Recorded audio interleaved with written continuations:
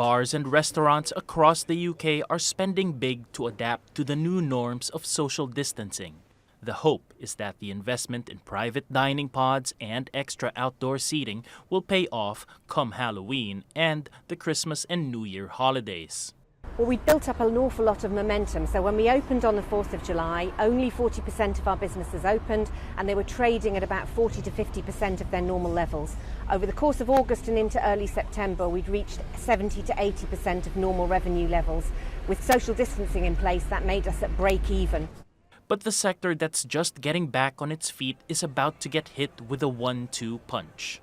First is the new set of rules mandating establishments operate at reduced hours and capacity. And on Thursday, the government announced a cut in subsidies for workers' salaries. People have got a crunch point coming up at the end of September where they have to make a decision about what happens when furlough ends. They're going to have to pay 20 to 30% of wage costs next month with limited revenue coming through. And they also have a crunch point where they've got to pay their rent at the end of September. This is going to be make or break for many in the industry. The UK's current furlough scheme covers 80% of a worker's pay, up to $3,200 a month. Those subsidies end in October, and in its place will be a program that passes part of the cost to employers. Employers will continue to pay their staff the full rate for any hours worked. As long as they work at least 1/3 of their normal hours, they are then eligible for the job support scheme. For any hours an employee cannot work, the government and the employer will each contribute 1/3 of their full hourly rate.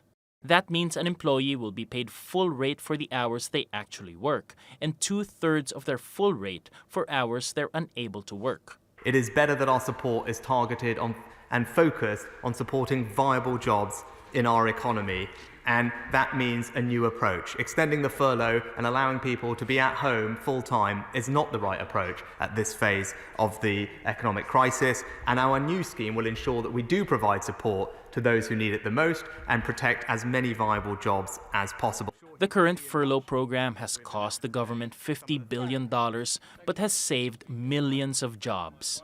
The less generous scheme will be less of a burden on taxpayers. But the government admits it won't help firms that can't afford to take part, and many may be forced to close down permanently. Paolo Montecillo, TRT World.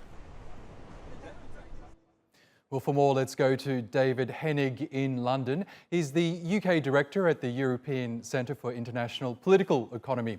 Welcome to the program, David. Now, we know UK Chancellor Rishi Sunak has been under a lot of pressure to extend the furlough scheme that's currently in place, due to expire at the end of October. He's refused to do that. Instead, he's announced this replacement scheme that will subsidise about 3/4 of a person's salary. We know about 12% of the UK's workforce is either on partial or full furlough leave. Is this replacement scheme adequate enough? Is this what the UK needs right now? This is a start, and I think that we can expect to see more. This is the first protection. There were concerns of millions of job losses, as has been said, but there are also concerns about specific sectors. Obviously, the hospitality sector has suffered considerably. There are a lot of concerns about the sports sector. The UK is a services-dominated economy, and the COVID restrictions are hitting services more than any other sector. So I think that this is the general programme, but I think we can expect to see more. And it has been given a cautious welcome, I think, across the political spectrum here. Well, that's right. Even the business establishment seems to have welcomed it. The Confederation of British Industry says it's a much needed scheme in order to save jobs and businesses. But it's estimated that it'll cost around $383 million a month, which is a lot of money in anyone's books. Do you think it's worth the expense?